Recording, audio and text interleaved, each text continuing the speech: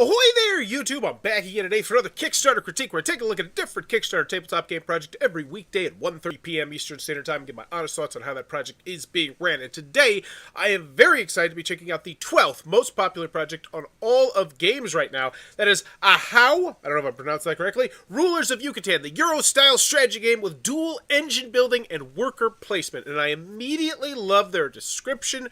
Euro-style strategy game, dual engine building, worker placement, 1, 2, is that a 4 or 5? Kind of having trouble seeing it. Well, dang it, where'd it go? 1 to 5, 90 to 120. Maybe make that just a little bit bigger or a little bit more pronounced. And I do want to say, I actually made this thumbnail title about how much I love their main image before they got this funded in 7 hours, because it used to say that if you were an early bird, you got something special, and now it says funded in 7 hours. And I'm sure there's something more useful here that you could convey to me than funded in 7 hours, because no one cares. In particular, and then also, wow, these look really interesting. I'm really curious to see more about what these components are, these 3D-esque components, because I think they're over there. I can barely tell. Maybe zoom in just a smidge bit more. Because, honestly, everything kind of blends in a little bit right here. And it could pop, I think, a little bit more. And I think when we zoom in, yes, when we zoom into this shot right here, it's going to pop way better. But this isn't the shot most people see out there. They see the scrolled out version, because now I'm seeing some camel up style components or something going on right here. Everybody's got their own player board. This is looking good. I'm excited to check this out. As always, when you go into the video, I'm thinking 3 things. Do I want it? Can you do it? How much is it? Let's go. A new era dawns over the ancient Yucatan. Cities of Love. So I don't need those subtitles. I can hear it quite clearly, but I love the fact they're there. That's just user-friendliness. staggering beauty rise out of the jungle as divine rulers take their throne. Will you make your mark on history as a great Kuhul Ahau?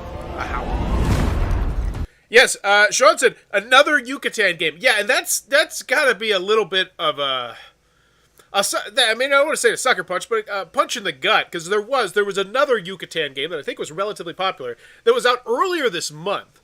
So that kind of stinks. Like, there's no beating around the bush there. That kind of crossover definitely has to suck a little bit, because if somebody's already dropped $100 to $200 on one Yucatan-themed game, are they going to turn around and do it again later that month? I don't know. Different game company a few weeks ago, yeah, says that's so weird.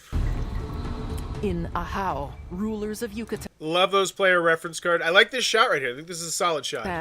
you will take the throne as one of 5 rulers vying for control of the great cities of the Maya.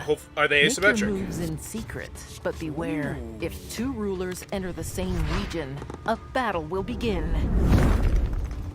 Direct your workers to the nearby cities to harvest resources and build your presence. Through careful resource management, you must construct the grandest pyramid in the realm. Each turn, you will have the opportunity to call upon a god who will grant you their favor and their power. Even when you gather the necessary supplies, building your pyramid will still prove a puzzling challenge. Gain bonuses by arranging your tiles by symbol or color. And I really like how they're interweaving very specific buzzwords into there. I like that. I think that's really nice. Construct impressive monuments to inspire the people with might and wonder. Although you compete with other rulers for power and fame, all must bow to one unconquerable ruler. The passage of time. As you deplete the region's resources, fueling the growth of your cities, a Katun will pass. At the end of 3 Katuns, or once a ruler completes their pyramid, the game will end, and one player will be crowned the mightiest ruler of Yucatan. Your Jaguar throne awaits. Okay. I think it might have lingered just a little bit long, and there at the end it got a little bit too much into the rules and how to win the game. But overall, I thought that was a solid video. I would like to try out this game. So, well done. Sometimes I watch Kickstarter videos on a machine that either doesn't have audio, or there's a reason I can't turn it on. That sucks. So, what is Ahau? Oh, so right over here. First created 33 back. So, we are a team of passionate creators who love history and strategy games and strive to deliver a fun, immersive experience for our upcoming projects. So, we got some collaborators here. Wow, we got a lot of collaborators here, so we should have some good customer service and updates. But that does mean, can you do it? I still need to be convinced. There's a lot of little things you can do here. Hopefully you do them. Oh, right down, straight to the price. Like that. $65, slightly above MSRP. Not so immediately I'm like, all right, it's not a terrible price. Not a great price.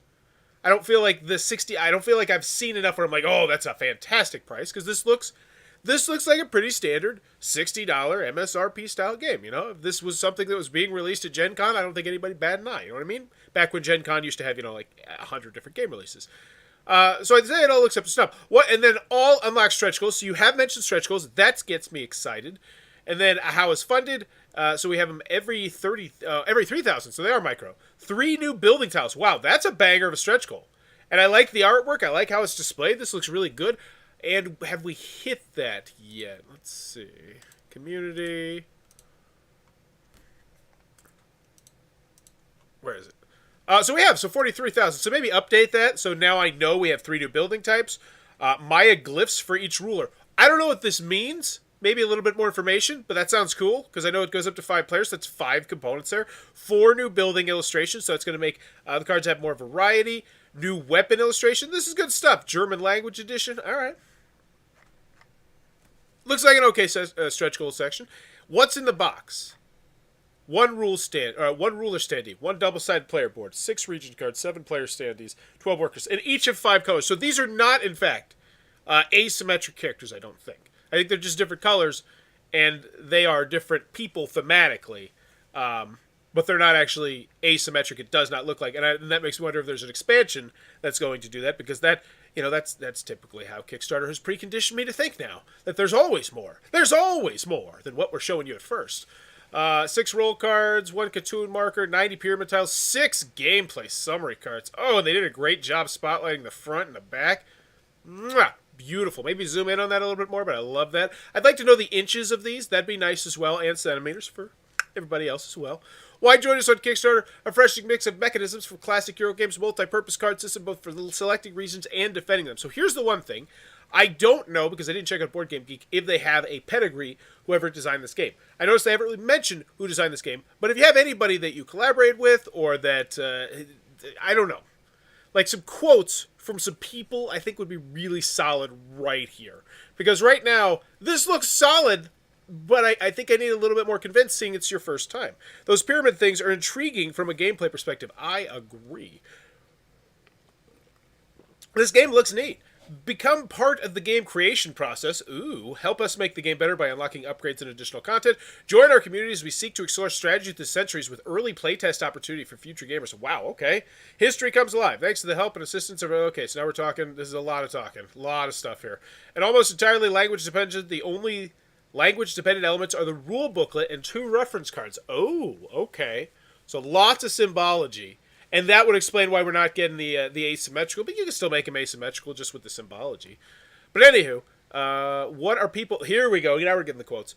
This is a lot of fun. As soon as I first took a look at this, I saw that it was a very Gloomhaven-esque initiative system where every turn I play 2 cards. 1 is where I want to go, and 2 is how badly I want to go.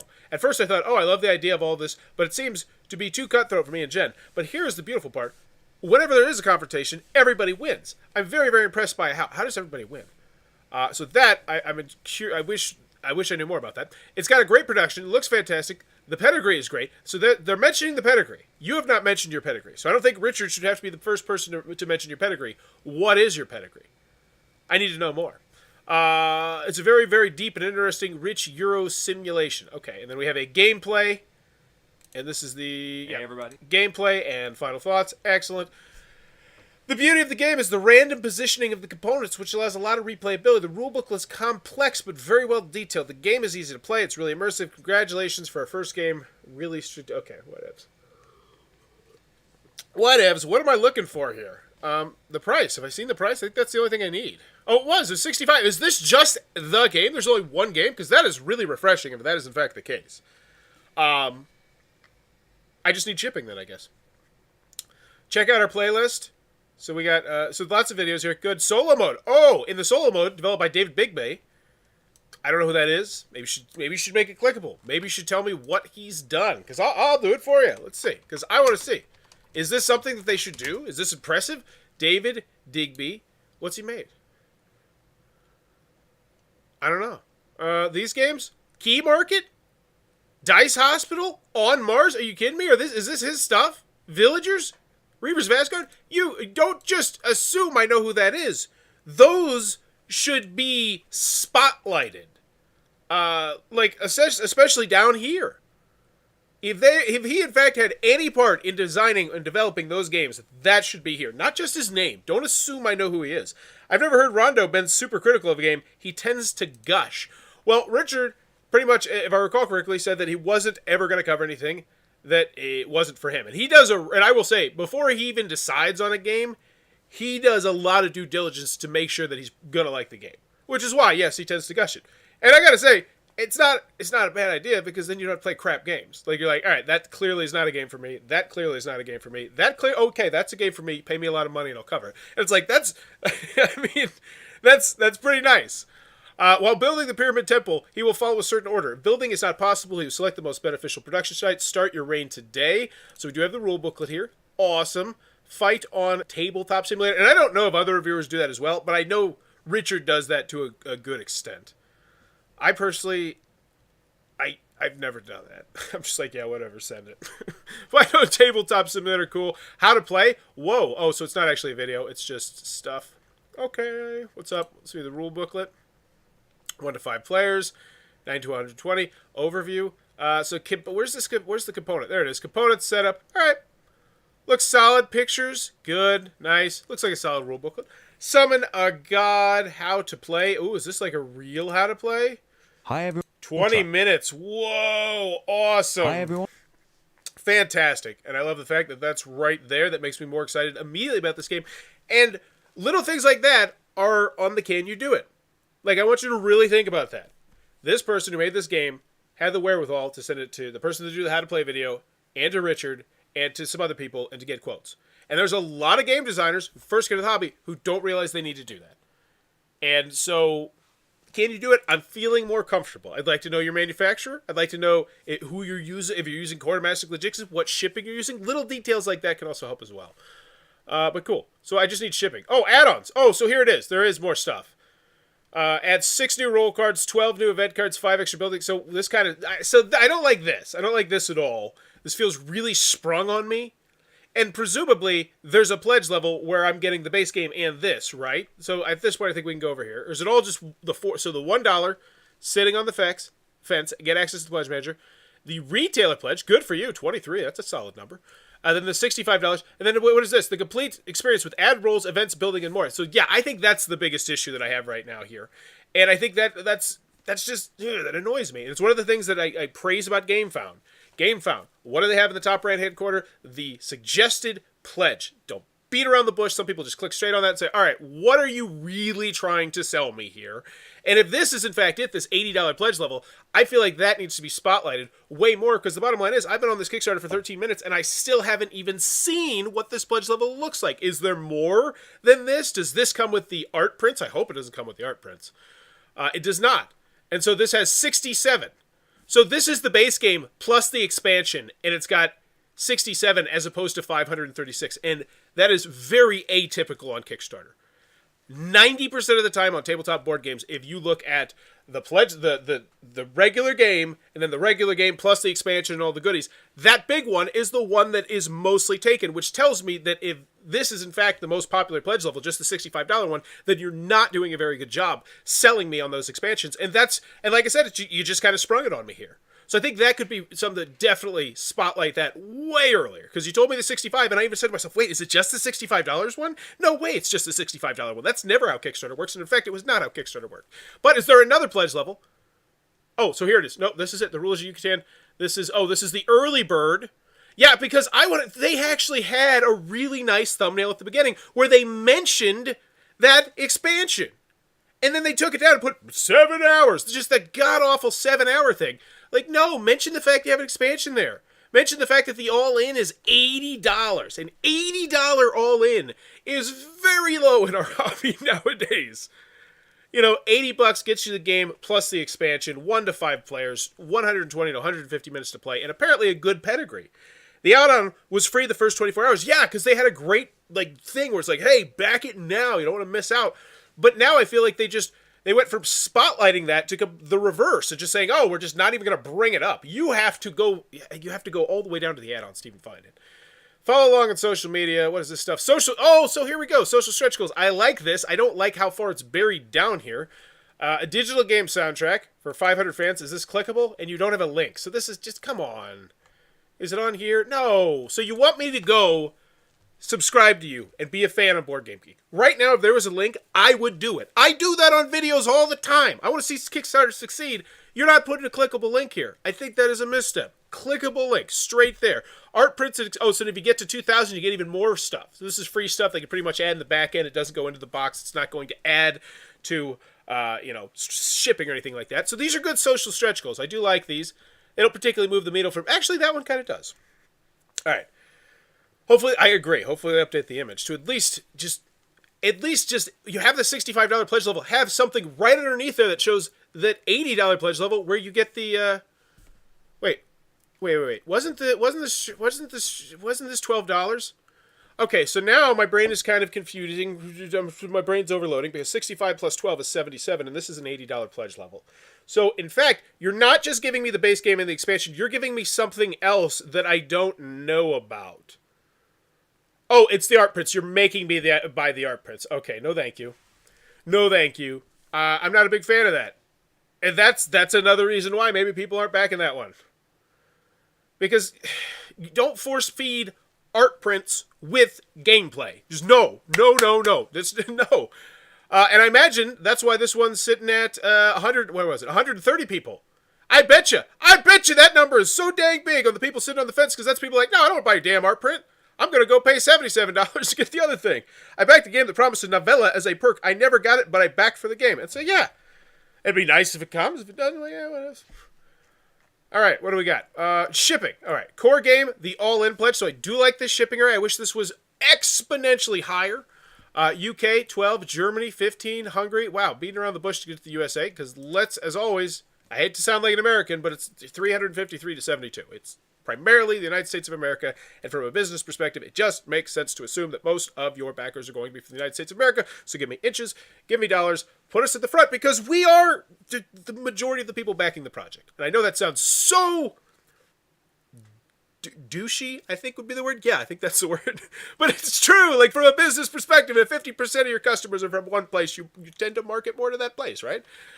So what's the shipping? It's $22. So now I'm looking at $107 for the all-in, or $99, assuming I go the $77 route.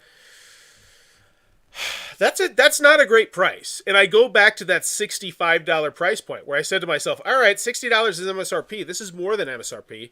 And I understand why the price is like this, because they're making a game, and they're making an expansion, and they're making art print. That's pretty much all they seem to be making right now, which is fine. You know, some Kickstarters, they're making like 12 separate things if you really break it down, because they're making all these extra little mini expansions you could buy, and playmats and doodads and all that sort of stuff. This one's pretty straightforward for the most part. But the how much is it? I just don't think that's a really solid price, and I think that's going to be a turnoff to a lot of people. Now, if you hit more stretch goals, because you do have those pretty good-looking stretch goals there, I think that could change the story. But for right now, the price, it's not great. And unfortunately, that's just the nature of the beast when it comes to when you're trying to compete with CMON and Queen Games and Restoration Games and all these other companies that are, by no means the Admo of our hobby, but they're still bigger than them, and it sucks. But either way, the price does not seem great.